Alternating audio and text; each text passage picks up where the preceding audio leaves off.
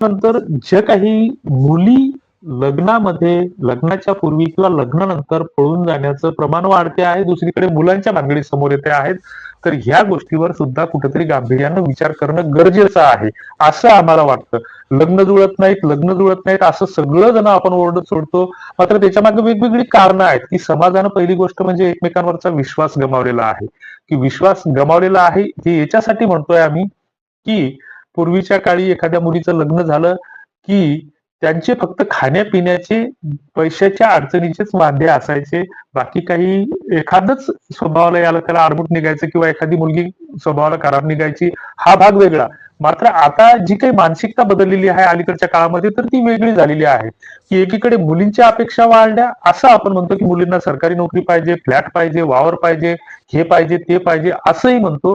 पण दुसरीकडे मुलींचे बाप घाबरतात, की आपली मुलगी दिल्याच्या नंतर जर आपला जावई 2 वर्षानं 4 वर्षानं जर एखाद्या ऑनलाईन गेमच्या नादाला लागला किंवा एखाद्या आणखी दुसऱ्या भानगडीच्या नादात लागला किंवा तो जर कुठल्या व्यसनाच्या अधीन झाला, तर मग आपल्या मुलीनं काय करायचं? त्याच्यासाठी तिचं लाईफ कुठंतरी आर्थिकदृष्ट्या हे सिक्युर्ड असलं पाहिजे.